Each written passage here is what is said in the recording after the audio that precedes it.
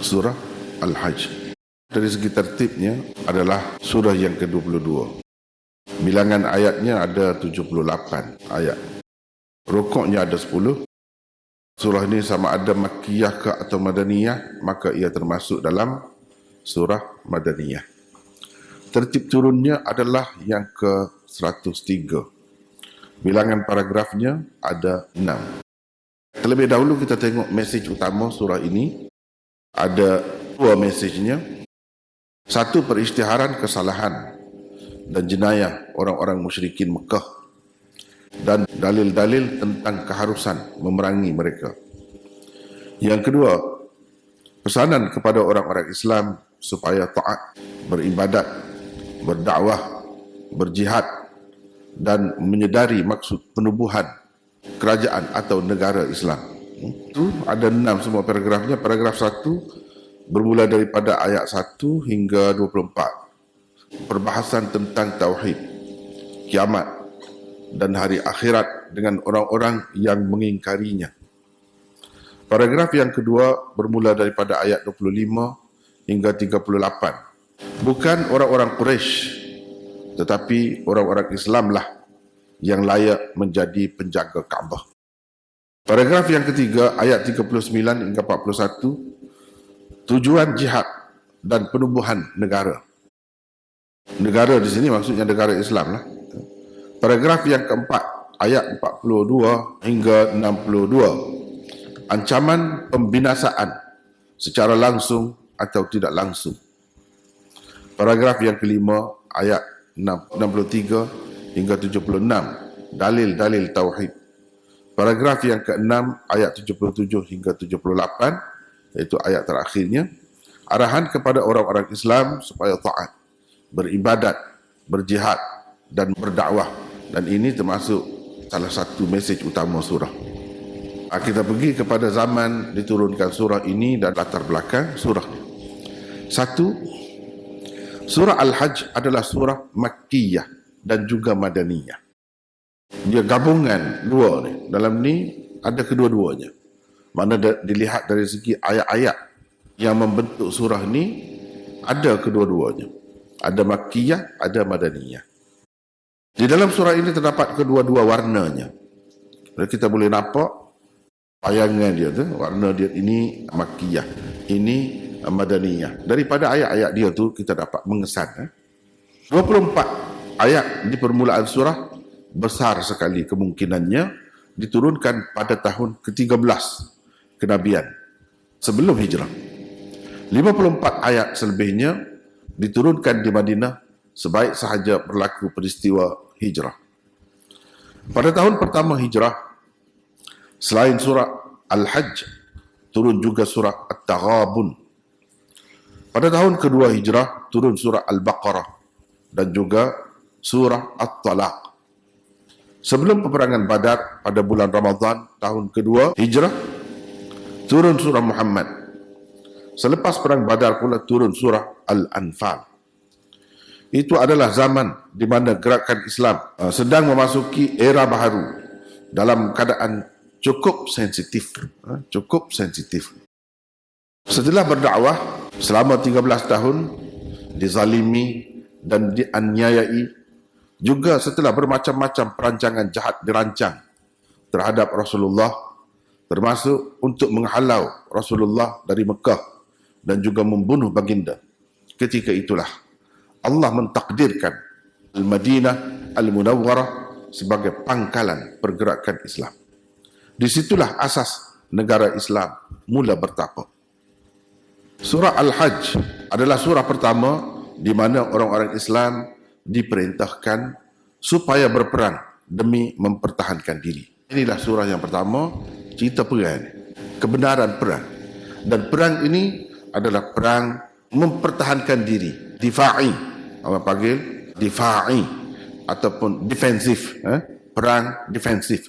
Difa'i, ada dua jihad, satu jihad difa'i, satu jihad iqdami. Iqdami makna jihad ofensif, makna kita yang mula, kita yang serang. Ini mula-mulalah benar perang untuk mempertahankan diri. Itu boleh dilihat di dalam ayat An-Nisa ayat 77. Sebelum itu, anak-anak muda Islam dipesan agar mengawal diri daripada bertindak balas. Kufu aidiyakum. Kufu aidiyakum. Maknanya tahanlah tangan-tangan kamu. Mana jangan bertindak. Orang buat apa pun, dia. Jangan bertindak balas. Itu perintahnya ada dalam perintah ni dalam surah An-Nisa ayat 77. Begitulah kita orang Islam ni kena pandai-pandailah jaga diri. Macam kita sekarang ni. Dalam keadaan orang nak marah kita. Kita kena pandai-pandai jaga diri. Terutama negara-negara barat tu.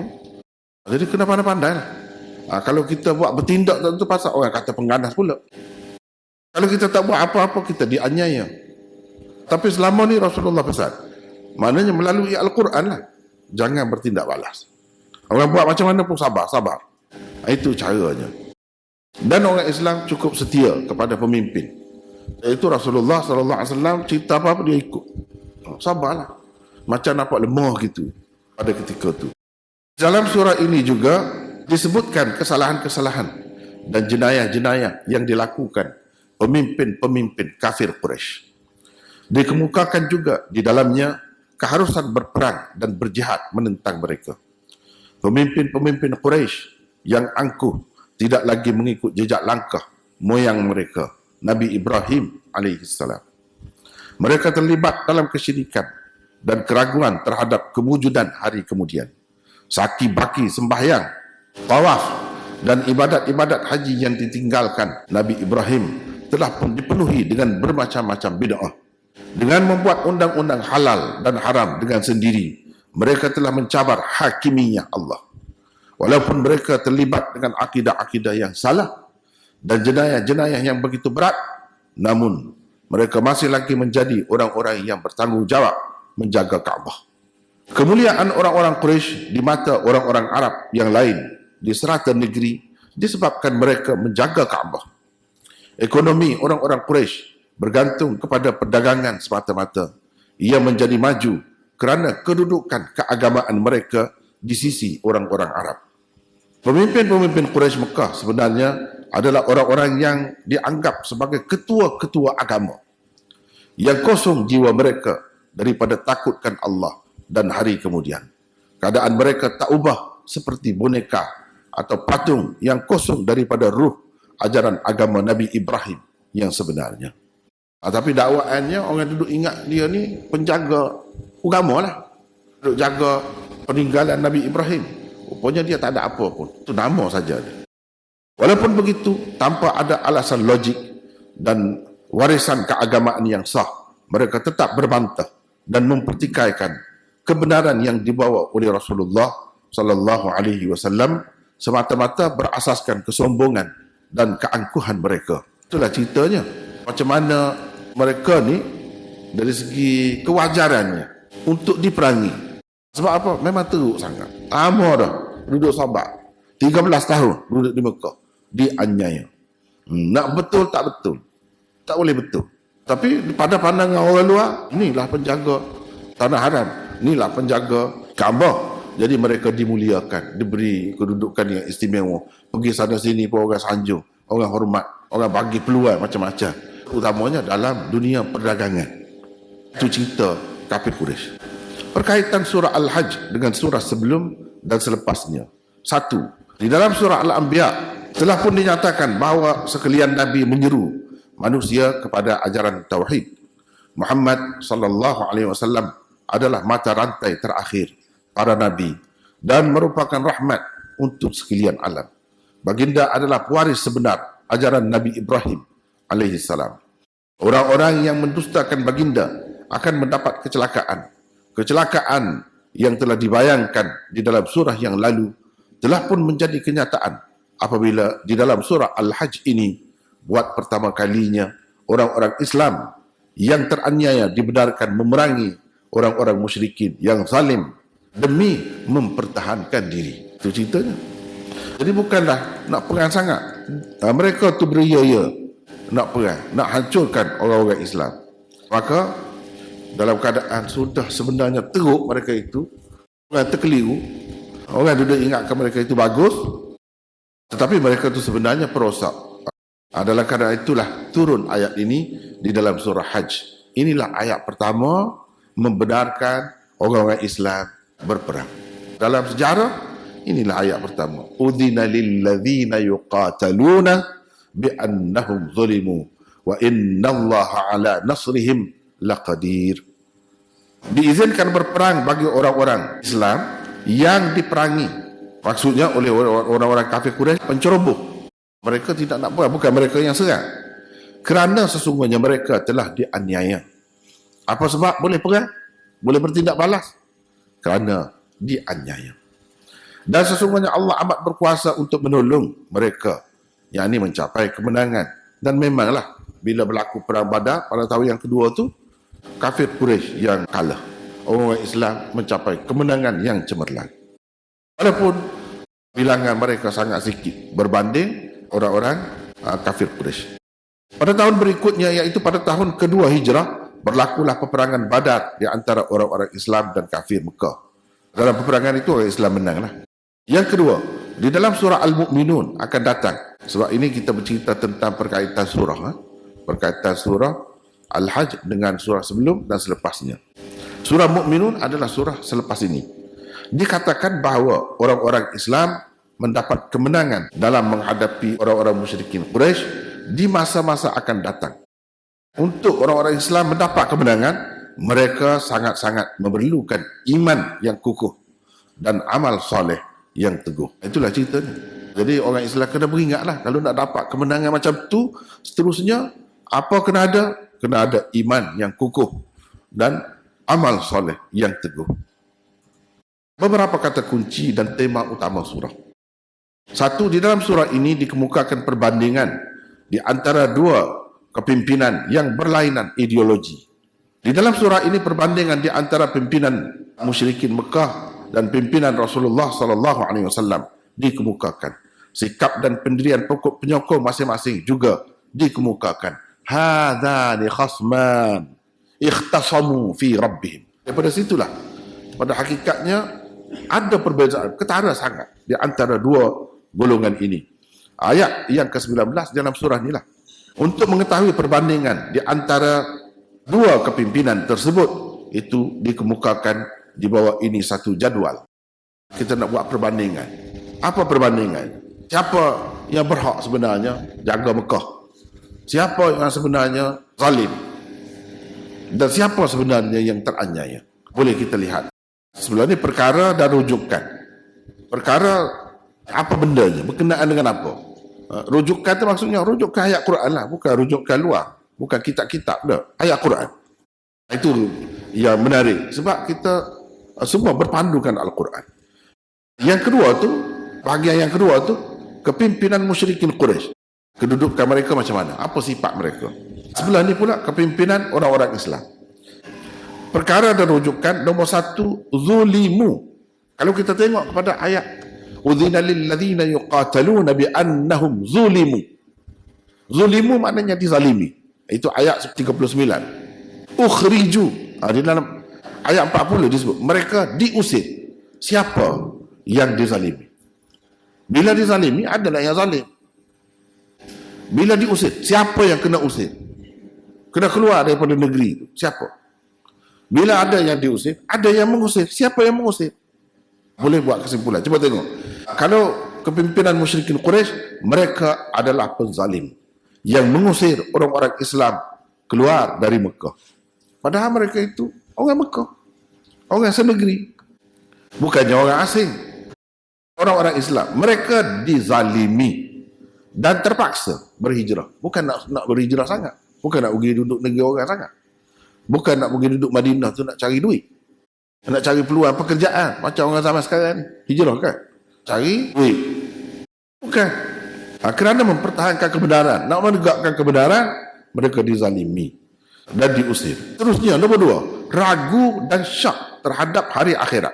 Ini ayat 5 dan ayat 7. Kalau musyrikin ragu dan tidak percaya kepada syurga, neraka, hari akhirat dan hari pembalasan.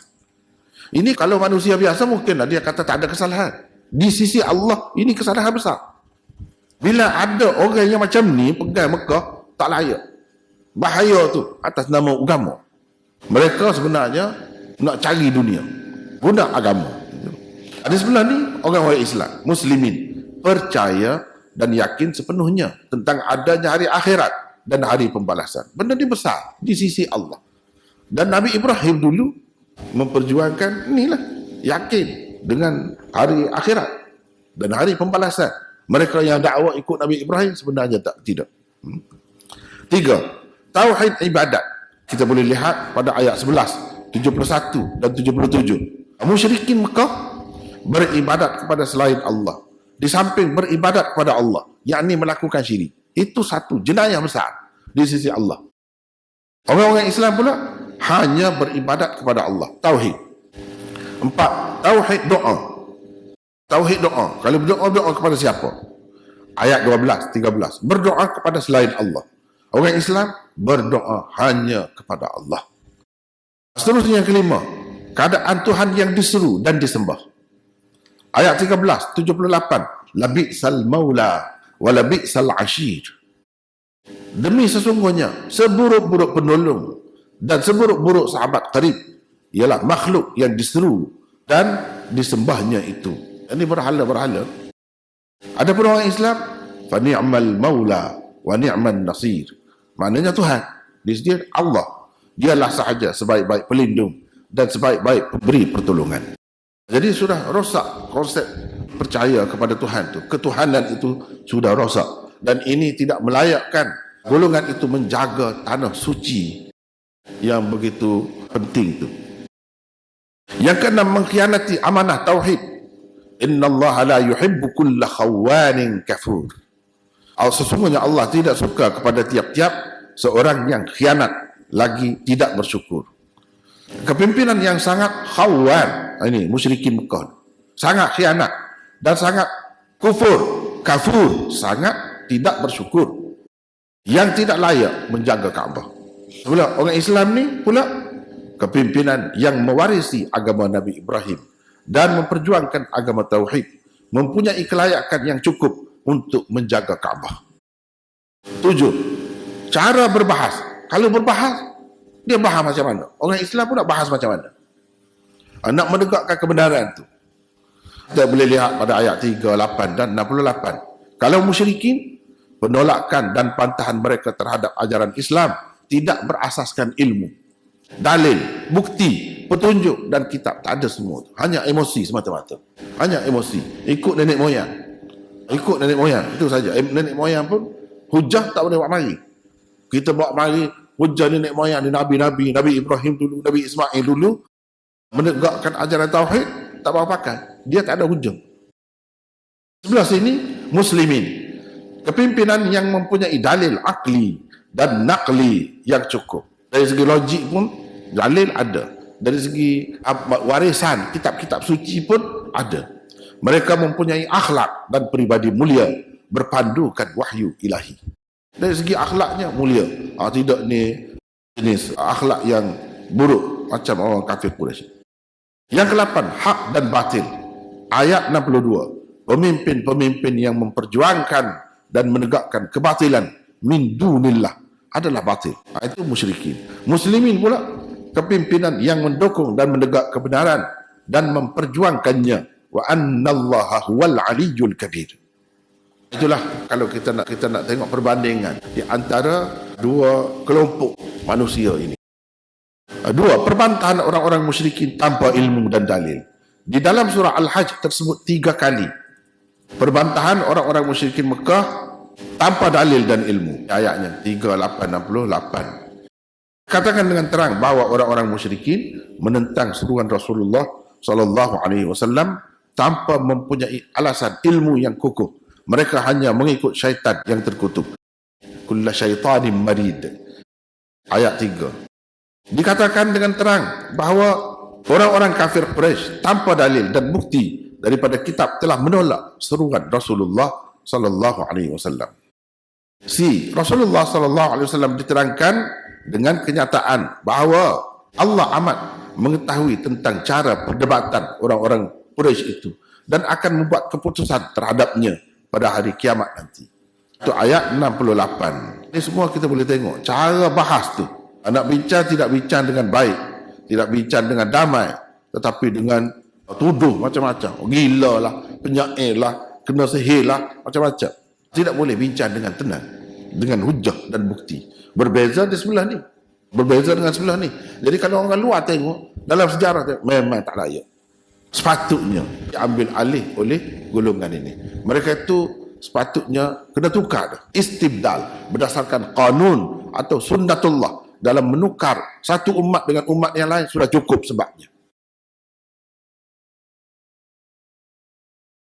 Kepada orang-orang yang ragu tentang hari kebangkitan dan hari akhirat dan menolaknya, dikemukakan satu dalil afaqi bahawa manusia akan tetap dibangkitkan dari kubur-kubur mereka dan kiamat pasti akan berlaku.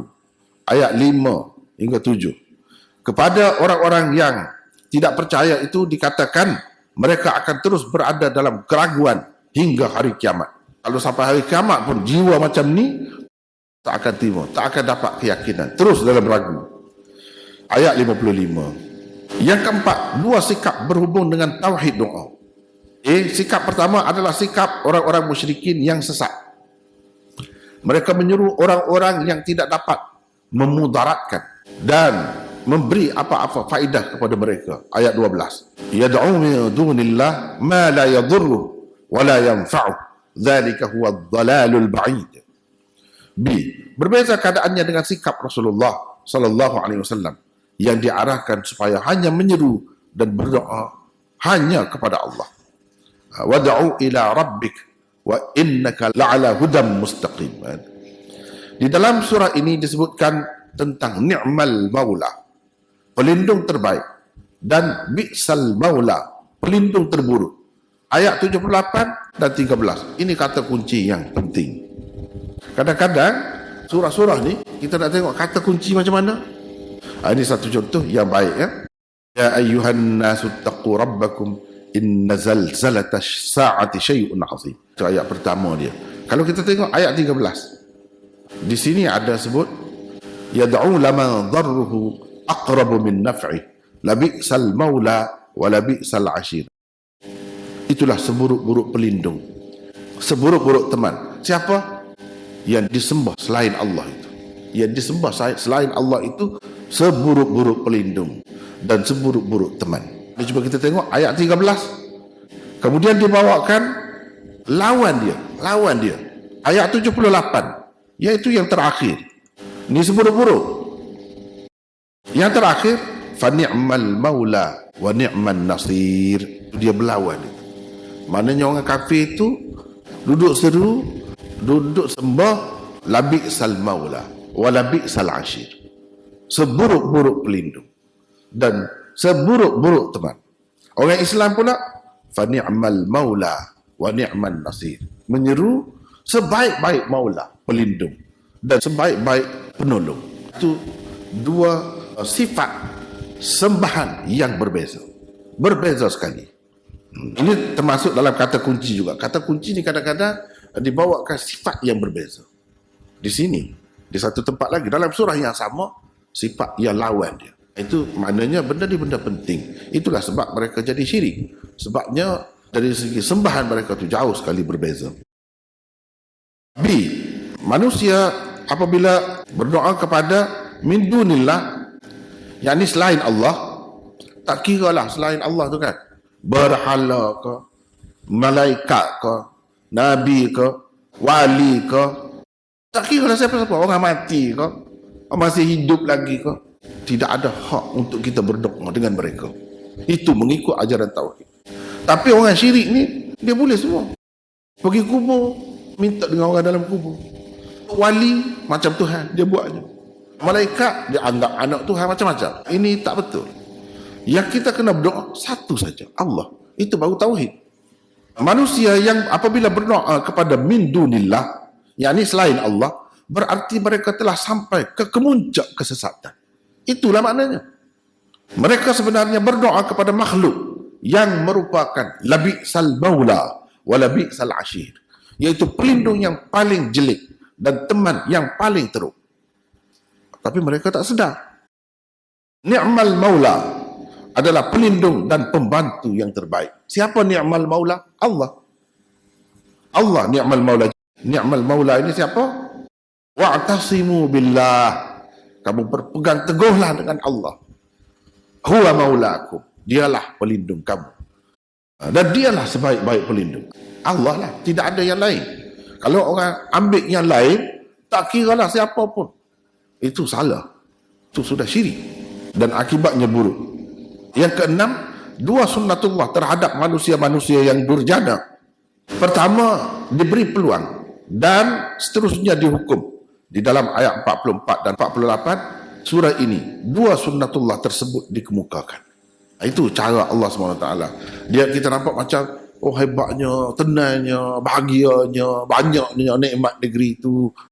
Jadi sehingga orang-orang yang tidak mendalam, tidak kokoh imannya, berasa ini bertuah dah. Semua nak pergi. Semua nak pergi ke negeri kafir itu. Sebab apa, nampak negeri dia macam syurga. Macam syurga, indahnya, cantiknya, bebasnya. Pergi sana, nak minum arak pun boleh. Nak bertelanjang pun boleh, bebas. Nak apa lagi, nak perempuan, gile-gile, tukar-tukar isteri pun boleh. Macam syurga. Begitulah cara, mula-mula. Allah SWT buat gitu. Lepas tu, tiba-tiba, binasa. Nasib baiklah kita di umat Muhammad. Kalau umat dahulu, teruk dah. Kalau umat dahulu, teruk. Itu sunnatullah dah begitu. Dia bagi, lepas tu hancur. Hancur tu macam-macam lah cara. Ada kalanya melalui bencana alam. Maknanya secara langsung daripada Allah. Ada kalanya melalui cara lain. Dengan cara bankruptkan negara itu. Jadi teruk, hancur negara. Dengan cara perang kau sama sendiri, itu boleh berlaku. Sunnatullah maknanya hukum Allah. Undang-undang Allah yang tetap. Macam hukum adat, kebiasaan. Itu makna sunnatullah. Undang-undang alam. Kita kata undang-undang alam yang Allah SWT tetapkan. Memang begitu. Walaupun kita nampak masyarakat ni nampak macam bukan macam pokok kayu, bukan macam binatang, tapi dia ada terikat juga dengan ketentuan Allah. Itu kita panggil sunnatullah. Sunnatullah yang pertama ialah Allah memberi peluang kepada kaum yang zalim dengan melewatkan azab terhadap mereka. Balasan buruk tidak terus diberikan. Untuk menggambarkan sunnatullah ini, perkataan amlaitu, aku biarkan dia sehingga leka. Orang Islam pun leka, sibuk pergi cari visa nak pergi ke sana. Pasal apa? Seronok duduk dalam negara Islam, tak puas hati, susah, itu tak kena, ini tak kena, semua tak kena. Nampak macam suka sangat, mewah dapat. Sunnatullah kedua ialah menghukum setelah diberi peluang. Untuk menjelaskan maksud-maksud sunnatullah yang kedua ini, digunakan perkataan akhadtu. Akhadtu bukan makna aku mengambil. Aku bertindak. Aku menghukum. Itu makna akhadtu. Fa'amlaitu lil kafirin. Thumma akhadtuhum. Fakaifa kana nakir. Dalam ayat ini digunakan. Ini semua ni nak menyatakan sunnatullah. Yang ketujuh, berita gembira untuk orang-orang muhajirin yang dizalimi. Di dalam surah ini diberikan berita gembira kepada orang-orang Islam yang dizalimi dengan diusir keluar daripada rumah-rumah mereka tanpa sebenar. Bahawa Allah pasti akan menolong mereka yang berusaha untuk menegakkan agamanya. Allah SWT akan tolong. Walaupun nampak di peringkat awal tu, teruklah. Nampak teruk. Yang teruk je lah dulu, hasilnya teruk je lah kita dapat macam sekarang. Kita dapat macam sekarang. Bahagia kan? Sekarang ni bulan puasa gitu. Bulan puasa kita pergi keluar. Tak ada apa-apa halangan. Macam-macam nak beli kuih, nak buka puasa. Semua Islam, sekeliling. Dan tenang, aman, damai. Suka. Nak makan apa pun tak perlu tanya lah. Ni daging macam mana? Boleh beli lah. Balik masak. Itu hasilnya. Hasilnya dirasai oleh orang kemudian. Perjuangan. Tapi mula-mula memanglah. Mula-mula memang teruk. Alladzina ukhriju min diyarihim bighairi haqq. Orang-orang yang diusir dari tanah air mereka tanpa sebenar. Tidak ada lain sebabnya melainkan kerana mereka berkata Rabbunallah, Tuhan kami hanya Allah. Itu saja. Seluruhnya B, orang-orang yang syahid ketika dalam perjalanan hijrah diberi. Sebab ni kan dia surah Al-Hajj ini di peringkat akhir kenabian di Mekah dan di peringkat awal betul di Madinah. Jadi ini surah yang menggabungkan dua tempat. Ayat-ayatnya ada yang di Mekah, ada yang di Madinah. Kalau yang di Mekah tu, tu tengok. Dia beri perangsang, beri galakkan, menenangkan jiwa. Iaitu kalau dalam perjalanan tu mati, akan dapat rezeki yang elok. Rezeki yang elok tak apa? Syurga. Supaya bersemangatlah untuk berhijrah apa. Sebab apa? Berhijrah apa makna? Maknanya tinggal segala-galanya. Segala harta tak boleh bawa. Tinggal keluarga. Berat dahsyat tu, ujian tu. Tapi pergi juga. Dengan sebab itu ganjarannya besar. 8. Di akhir surah ini diperintahkan supaya umat Islam bermujahadah betul-betul di jalan Allah. Wajahidu fillahi haqqa jihadih. Jihad bukan sekadar perang. Bahkan ia meliputi segala usaha dan perjuangan yang lain. Jihad boleh dilakukan dengan lidah, pena dan juga pedang. Menegakkan keadilan dan kesaksamaan juga termasuk dalam jihad. Rasulullah SAW pernah ditanya, siapakah orang mukmin yang paling utama? Jawab baginda, mukminun yujahidu bi nafsihi wa malihi fi sabilillah. Bermaksud orang mukmin yang berjihad di jalan Allah dengan nyawa dan harta bendanya. Maknanya jihad ni tidak semesti perang. Harta benda itu pun mengorbankan segala-galanya. Itu makna jihad. B. Jihad bermula sebaik sahaja seseorang memeluk agama Islam dan menganut akidah tauhid yang betul. Zaman Nabi dulu terutamanya memang terasa benar lah. Kena berjihad tu, lawan tu. Kabarannya cukup dahsyat. Kalau masuk Islam, keluarga pula. Masuk Islam, macam-macam. Tekanan. Itu pada kena berjihad dalam itu. Padahal nak berperang mana ada perintahnya. Dilarang. Tadi kita sudah baca dah. Kufu aidiakum. Jangan bertindak balas. Jadi macam mana dia suruh berjihad? Sudah suruh berjihad. Jihad tu macam-macam bentuknya. Itu nak cerita. Bukan semestinya perang. Pada ketika itu sudah ada dah. Wajahidu fillah haqqa jihad. Fillah. Fillah itu mana? Fi sabilillah.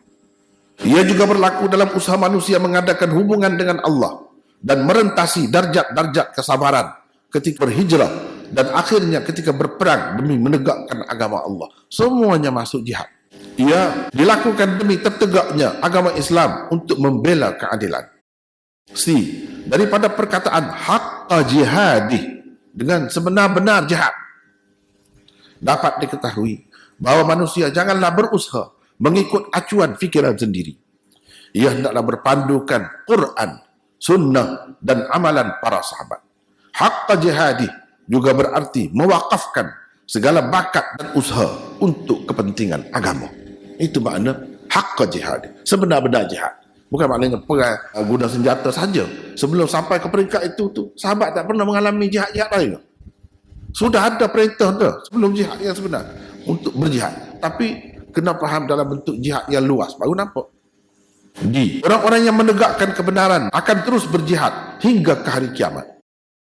Rasulullah SAW bersabda, "La tazalu ta'ifatun min ummati yuqatiluna 'alal haqq zahirin ila yaumil qiyamah." Bermaksud, akan terus ada satu golongan dari umatku, mereka berjuang di atas landasan kebenaran dan akan terus berjuang hingga hari kiamat. Nabi dah kata. Jadi berjuang itu macam mana? Dia tidak semestinya jihad dengan pedang, dengan senjata, membunuh satu sama lain begitu. Dia ada peringkat-peringkatnya. Jadi itulah yang kita nak ikut Nabi itu. Ketika ni macam mana? Ketika ni macam mana? Ketika ni kena angkat senjata. Begitu caranya. Bukan dalam semua kena angkat senjata, tidak, tak kena macam tu. Termasuk dalam haqqa jihadi juga segala ijtihad yang dilakukan oleh para ulama dan mujtahidin yang mencari penyelesaian terhadap masalah-masalah yang baru timbul berpandukan Al-Quran dan As-Sunnah. Jihad juga. Ini setelah ekonomi ini, ekonomi kafir saja yang menguasai kita. Tuhan tak benarkan riba. Tuhan tak benarkan kita macam-macam lagi. Banyak kesalahan. Ini tak boleh, ini tak boleh, ini tak boleh. Jadi macam mana dalam masyarakat nak ubah? Misalnya kita buat sistem Islam, insurans Islam, bank Islam, itu jihad lah tu. Sesuai dengan masanya. Sebab apa? Nak mengatasi sistem lain ni, dia bukan dengan perang saja. Sistem tu. Kita ubah. Asalkan ada jiwa tu, semangat tu. nak bawa ubah kepada Islam, itulah jihad. Termasuk dalam jihad juga usaha untuk menegakkan agama Islam dan menuntut ilmu. Itu jihad juga. Rasulullah sallallahu alaihi wasallam ada bersabda, "Man kharaja fi talabil ilmi fahuwa fi sabilillah hatta yarji'a." Sesiapa yang keluar untuk menuntut ilmu, berarti dia berada di jalan Allah sehingga ia pulang ke rumahnya. Ini walaupun hadis dhaif, tapi ada lagi hadis-hadis yang lain, campur-campur dengan ayat Quran pun ada semua. Kita boleh pakai hadis yang seperti ini. Dhaifnya itu ringan dipakai. Dhaifnya ringan. Tapi lafaz dia begitu terang. Selagi tak balik, duduk belajar, itu berada dalam jihad. Maknanya yang kita bincang dulu, kalau mati, mati syahid. Cuma syahid tu banyak bahagian kan? Banyak bahagian. Bukan syahid mana tak dimandikan, tak diurus, tak disolat. Bukan itu. Tapi syahid jugalah. Berdasarkan hadis yang banyak, penuntut ilmu, khususnya ilmu agama, ilmu Quran dan Sunnah, itu adalah dalam keadaan berjihad. 9. 4 tanggungjawab kerajaan Islam. Di dalam surah ini dinyatakan kepada orang-orang Islam bahawa tujuan jihad ialah untuk menegakkan sebuah negara Islam yang adil. Di dalamnya ayat 41 dinyatakan 4 tanggungjawab utama negara Islam. 1. Mendirikan sembahyang. 2. Menegakkan sistem zakat. 3. Menyuruh orang ramai melakukan kebaikan. 4. Mencegah daripada melakukan perkara mungkar. Ini 4 perkara yang tidak ada di dalam negara dan sistem politik dunia yang lain. Negara mana pun dalam dunia ni, tak kira sistem apa pun, dia ada 3 perkara. Semua terima. Kena ada 3 perkara ni. Ini matlamat negara. Ini kerja dia, tanggungjawab dia. Apa? Jaga keselamatan dalam negeri. Jaga keamanan dalam negeri. Yang utamanya, bertanggungjawab dalam perkara ni, menteri dalam negeri lah. Jaga negara daripada musuh luar. Kalau kementerian pertahanan, semua negara ada. Ini. Yang ketiga, bagaimana nak meningkatkan taraf hidup rakyat dan penduduk negeri itu. Ini semua tak kira Amerika ke, tak kira England ke, tak kira Malaysia, tak kira Indonesia, semua ada. Tapi yang tidak ada, ni 4 perkara. Yang ada dalam negara Islam sahaja. Kalau negara Islam tak fikir benda ni, itu bukan negara Islam. Kena tengok, sebab itulah sistem sembahyang tu jalan dengan bagus ke tidak? Cuba kita tengok. Misalnya di Malaysia, walaupun banyak lagi kekurangan-kekurangan yang lain, tapi dia ambil berat juga tentang solat. Misalnya kalau tak pergi solat, ada kan, dia kena ada satu jabatan atau kementerian untuk jaga solat, untuk jaga zakat. Dia kena ada tu, sebab itu penting tu. Bukan kecil tu benda tu. Macam mana nak ajar orang bersolat, nak bagi galakkan orang bersolat, bagi orang tahu kedudukan solat, bagi orang tahu falsafah solat dan sebagainya. Itu penting. Sebab apa? Untuk nak berjaya, orang Islam dia kena ada benda ni. Zakat macam mana berjalan dengan baik ke tidak, mesti dengan arahan. Seperti kalau kita kata cukai, kerajaan cukup jaga rakyat dia. Kalau ada pendapatan macam ni, kena cukai, cukup jaga. Adakah zakat sampai begitu? Dia kena sekurang-kurangnya macam tu, jaganya. Atau kalau tidak, lebih kemas lagi. Sistem zakat itu mesti dihidupkan dan dijaga dan disuburkan. Cara pembahagiannya, pelaksanaannya semua kena kawal, kena jaga. Inilah kita tengok kelemahan-kelemahan itu banyak. Misalnya yang saya tengok kalau mana-mana pun, terutama yang tempat kita, yang saya nampak macam kosong, iaitu Ibnu Sabil. Dia kurang beri perhatian. Tak tahu duit zakat itu sebanyak mana diberikan untuk Ibnu Sabil. Tidak ada usaha-usaha ke arah itu.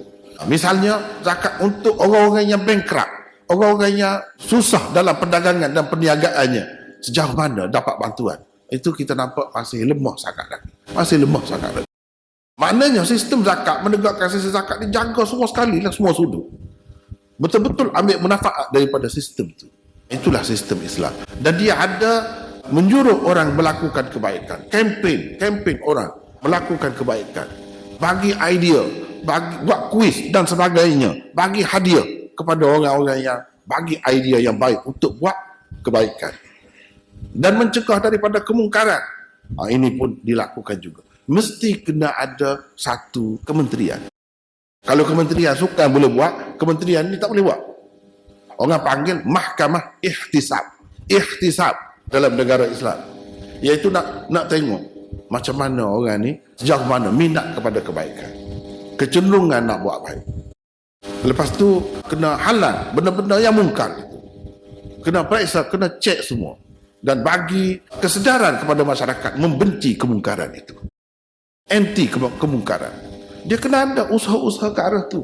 Ini sifat negara Islam yang tidak ada pada yang lain. 3 perkara tu negara mana pun mesti ada 3 perkara tadi. Negara Islam lebih-lebih lagi lah 3 perkara tadi tu. Baiklah, yang ke-10, nama sebenar orang-orang Islam ialah muslimin. Di akhir surah ini ialah pada ayat ke-78 disebutkan bahawa Allah Subhanahu wa taala menamakan orang-orang Islam yang berhijrah dengan al-muslimin. Huwa sammakumul muslimin. Dialah yang menamakan kamu al-muslimin. Mereka dipilih untuk memimpin seluruh dunia hingga ke hari kiamat. Huwa jtabakum. Mereka dituntut supaya menjaga ajaran tauhid yang diwarisi daripada Nabi Ibrahim alaihissalam dan menyampaikan dengan penuh tanggungjawab ajaran itu hingga ke akhir zaman. Litakunu syuhada'a 'alan nas. Watakunu syuhada'a 'alan nas, dan kamu menjadi contoh kepada manusia sekaliannya di dalam dunia ni. Jadi kalau orang nak tengok contoh, tengok kita. Sekarang ni mana orang Islam jadi contoh? Negara Islam pun tak ada jadi contoh. Umat Islam pun tidak jadi contoh. Contoh buruk adalah contoh yang buruk. Contoh yang baik tak ada. Contoh yang baik orang tunjuk tangan kepada negara-negara lain yang kafir. Misalnya, contoh yang baik apa? Dari segi keamanan. Nak tunjuk negara Islam yang selipar pun tak boleh terjamin di masjid. Masjid tu apa akhlak macam tu? Nak tunjuk contoh rajin, tak dapat juga contoh. Rajin, berusaha, bekerja, tak ada juga. Nak tunjuk contoh apa lagi? Kebersihan, tak juga. Tak ada juga. Tak ada disiplin. Dia kira misalnya sekarang ni, misalnya kita kata sekarang ni, tempat-tempat orang berjual di bazar Ramadan, cuba tengok selepas jual macam mana jadi. Betapa sampah. Sebab dia kira ada dah kerja. Kamu kalau tidak nak buat apa, membayar gaji saja, kamu dah bersih. Gitu cara berfikir, mentaliti umat Islam. Jadi apa yang nak jadi contoh? Sedangkan Tuhan kata itu tujuan umat Islam lahir ke dunia ni. Sebut muslimin, bangga. Ni muslimin, tak ada menarik muslimin. Yang ke-11, asas perpaduan dan kesatuan umat Islam. Untuk meneguhkan negara Islam, umat Islam diperintahkan supaya berpegang teguh dengan agama Allah. Wa'tasimu billah. Di akhir surah ni. Huwa maulakum tadi. Supaya dengan adanya perhubungan dengan Allah itu, mereka dapat memperkukuh dan meneguhkan masyarakat Islam.